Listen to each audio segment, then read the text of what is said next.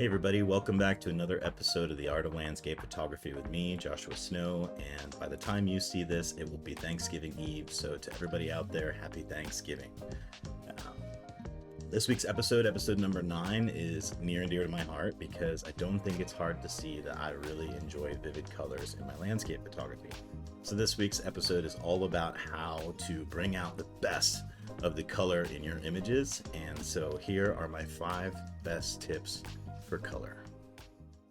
All right, guys, so I've got a few different images that I'm going to use to show you guys these different techniques, but this first one is really kind of the most basic for me, and it took me years and years and years to figure this out. In fact, it wasn't until someone told me that get your tones in order and the colors will follow, and so that's what I'm kind of going to tell you guys today. If you guys rely on getting your tones, your lights and dark values, and your contrast sort of locked in or dialed in kind of in the beginning, then the colors will sort of naturally enhance and saturate as you apply contrast.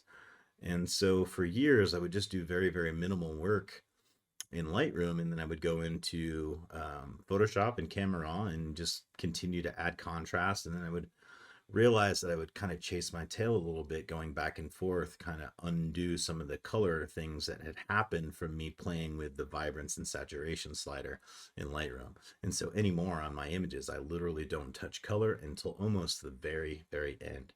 And so we've got a scene here that is pretty bland. It is pretty flat. Waited until maybe 20 minutes after the sun had set so that we could really get this nice soft side light and really be able to bring this exposure up and pound this with contrast to really bring out all these amazing vibrant colors. And so I'm just going to go ahead and lift exposure. And you might think like, oh, this is simple. You can just add contrast. And you might not be wrong, but there are other ways to add contrast. And one of the ways I like to add contrast is to use all of these other sliders.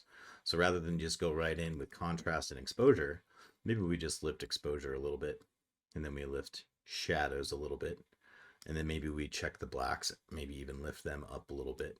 But then we can also push whites up, and you can see what that does. That really brightens up some things. And then if we go in and we hit some contrast, look at all the color we were able to bring out of that file without having to touch any of the vibrance or saturation sliders. And so it might seem kind of weird or unintuitive to bring up all of these other sliders when the histogram looked pretty good as it was. But if you can manipulate some of these sliders and these tonal values and move that information in the histogram around a little bit, you can get a lot of contrast and thus a lot of saturation. And so that's just one small way how you can use contrast to enhance saturation, and it can get much more complicated than that. You can take it into Camera Raw, you can take it into Photoshop and use levels and curves and all those things. You can do that right here in Lightroom as well. But this is a really good way to get a lot of color naturally out of your images without having to push those vibrance and saturation sliders around. And so that's tip number 1, relying on contrast to get saturation. So the next thing I want to do is kind of show you guys how to get rid of a color cast. And color cast can happen for a many number of reasons. It could be an inaccurate white balance, or you had some stray light coming from somewhere, or your camera just didn't really read the scene that well, or maybe Lightroom didn't convert your files that well. Remember, Lightroom is an Adobe product, and each camera has their own proprietary RAW software that is meant to better convert that file. And so Lightroom might not always get it right. And sometimes I notice, especially with Sony, that I sometimes get a pink or magenta color cast. And so one of the things I like to do at this point is, after I've gotten my tonal values right, and maybe I've got my white balance dialed in nicely, is I like to look at the shadows. And for whatever reason, those darker tonal values is where those color casts in the Sony files tend to live. And you could use the temp and tint sliders to get it dialed in pretty much how you want. But there might always be a color cast, or you might just have an image where maybe there was a really vibrant sunset or sunrise that was creating a very vibrant color cast. But one of the easiest ways I find to get rid of that is down here in Lightroom in the calibration submodule, you have this great shadow slider. And so if you've got either pink or magenta in your slider or in your shadows, it's very easy to use this slider to neutralize some or all of that cast. And so I notice here, because we waited so long in the evening to shoot, that I've got a very kind of pink magenta undertone in the shadows. And so it's perfect for me to dial this down toward the greens a little bit. And then we get a much more neutral color rather than going all the way with our color balance slider. Maybe if I would have warmed it up too much or added too much green, it would have bled over into the tonal values where I don't want those colors to live. So you have to look at the tonal values and try to decipher or figure out where that color cast lives. And this shadow slider is a much overlooked, very powerful little tool, as well as these primary channels here. Not only can you adjust the saturation if you need to or want to, but you can also adjust the hue. I don't touch these really ever. Haven't in years. The blue channel saturation slider is a really good way to get a good amount of saturation out of your images if you don't want to go through all the same contrast work we did earlier. But again, I don't really mess with these that much because the more you do with color, the more you do with saturation, and then go on to do contrast work, the more you're going to find that some colors start to get maybe a little weird. They get a little bit off hue from what you really had in mind, and you end up kind of chasing your tail in the end. So I've learned to just not touch color until really at the very end with some of the tools that I'm going to show you later on in this video.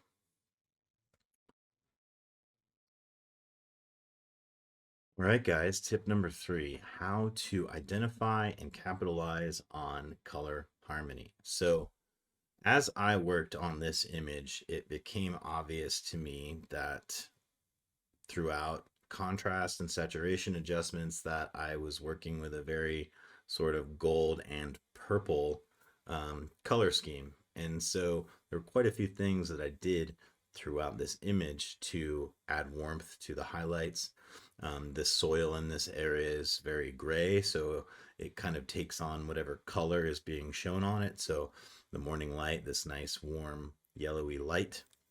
And then in the deep dark shadows of these clouds and in this landscape lived this blue purple color. But it's a little bit too purple for me. And so here in Camera Raw, I'm going to do a couple of different things to help dial in this blue color or this purple color to be a little bit more blue so that it's a little bit harmonious on the color wheel with this yellow color.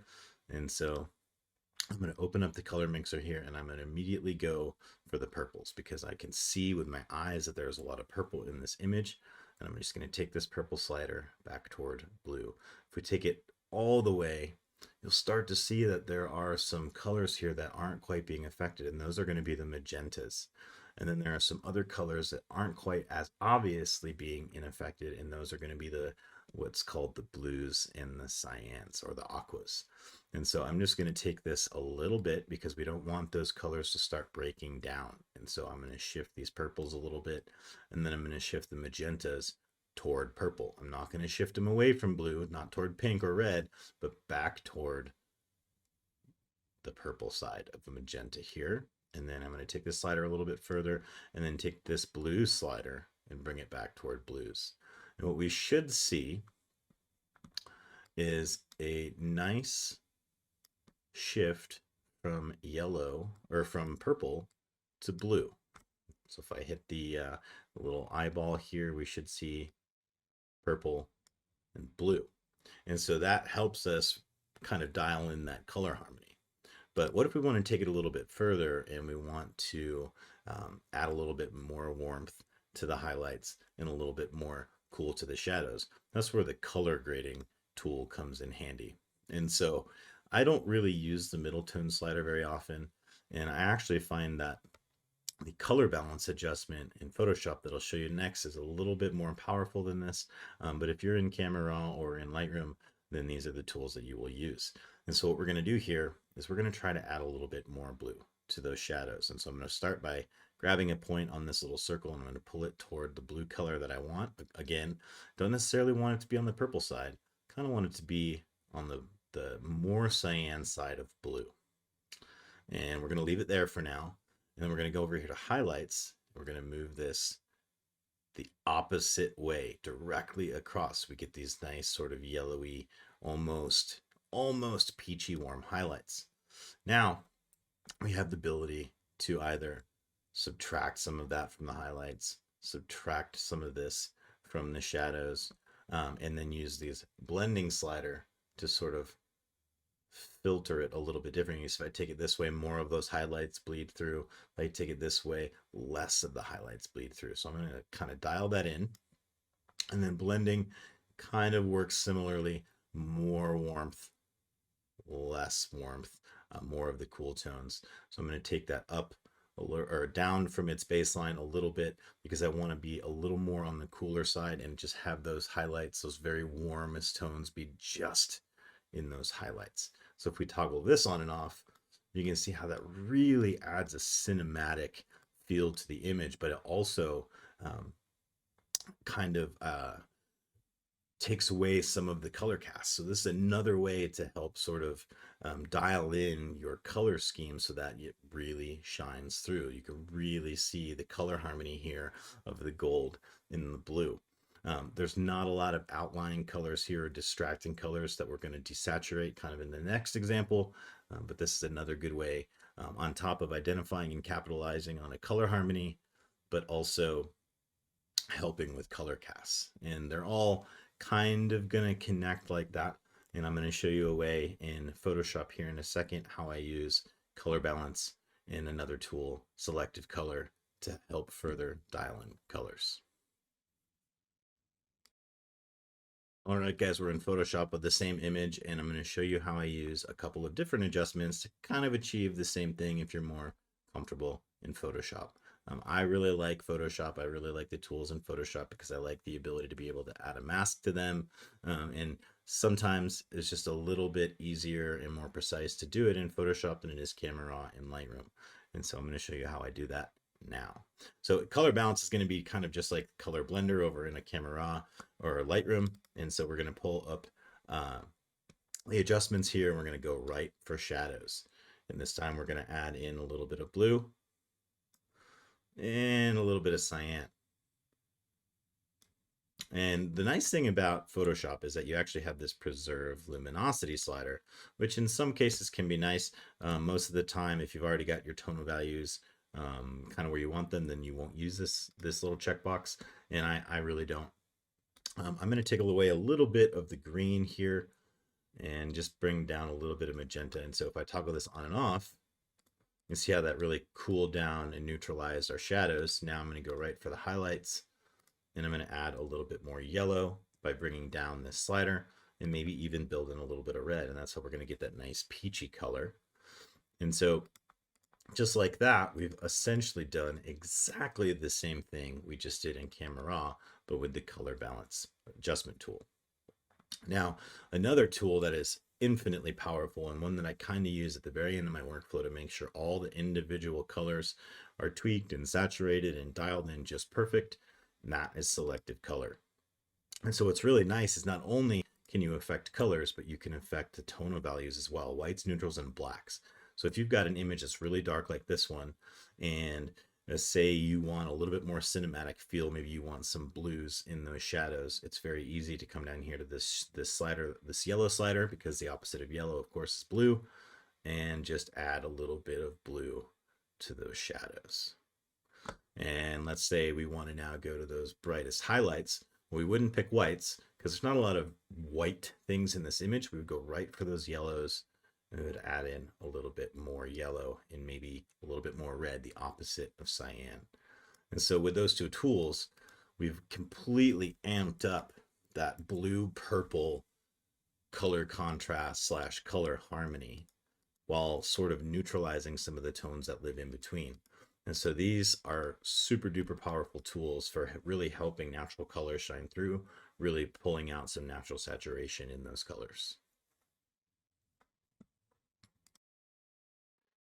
All right, guys, we're on to tips 4 and 5. So tip number 4, removing or desaturating distracting colors. So this image, one of my favorites ever, taken years ago in Washington.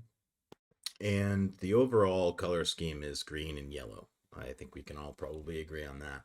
But there are some reds and browns that are sort of distracting from that color scheme. And personally, I don't like them. And so I'm going to try to take away these reds, desaturate them, and just kind of hide that color so that the greens and the yellows can really shine through. And there's many ways to do this. And the easiest way for me that I've ever found is just simply a hue saturation adjustment in Photoshop. Now you could do this with the color mixer in Lightroom and Camera Raw as well by just specifically targeting a color. But sometimes there are colors that live on the edge of other colors that we might not want to affect. And so sometimes using a mask and maybe a color range selection, we can not only dial in that color with the hue saturation adjustment, but refine that selection and that adjustment with a mask that's based on that color as well. And so we might have to do that, we might not.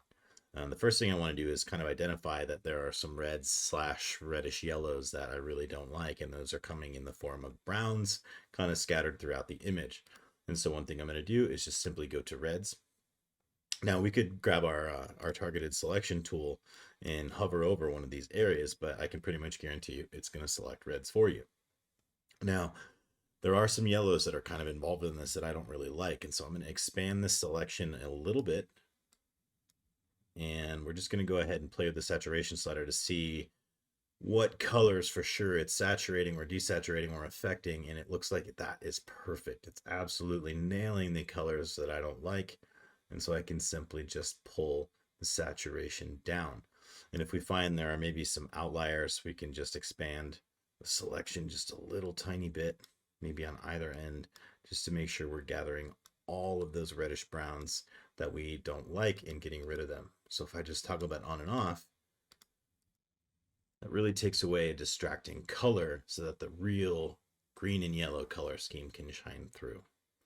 Sometimes scenes have so much going on in terms of texture or elements or light that removing a distracting color that's outside of that color harmony can really help kind of soothe an image out. Which brings me to tip number 5. Creating a color cast. And I say that half jokingly, but what I really mean is that we're going to kind of paint with some color and some light to sort of tie everything together and maybe add a little bit of atmosphere. And so one thing I like to do is just grab a solid color fill adjustment layer, and you could probably do something similar with a gradient tool, with a brush tool in Camera Raw. So maybe we'll try that next. I'm just going to open up a solid color fill adjustment layer, and I'm going to just pick kind of a warm yellow color. I'm more partial to this 35 degrees temperature and somewhere maybe around 30 to 40% saturation, and we're going to hit OK. Now we want to make this transparent, so we're going to choose a blend mode. And one of the blend modes I like to do for this is soft light. Now I can see that we've maybe not quite dialed the color in just right. And so now that we've created the transparency with the blend mode, I can double click on this and maybe dial in something a little bit more golden. That's looking good to me. And we're going to go ahead and hit OK. And I'm going to click over here on our mask icon and hit Command or Control I to invert. And then grab my brush tool. I'm going to make sure it is all the way soft. And we're going to make it pretty big. That looks good. And I'm going to go up here to the top of the screen to opacity. I'm going to hit the number 1, which is going to give me 10% opacity. And I might have to dial this down a little bit, but let's see. Make sure we're painting with white as our foreground color. And we're going to click just once here, maybe once here. We'll just kind of click all around the image. You can see it's just very, very, very subtly brightening up, warming up, and creating this nice glow that's cascading down through the image. It's going to help tie it all together. It's kind of like creating a color cast, but it's creating a cast that you want. You have full control over the color. And this is just one example of how to use it. You could really do this with vibrant sunsets or sunrises. This works really, really well for that.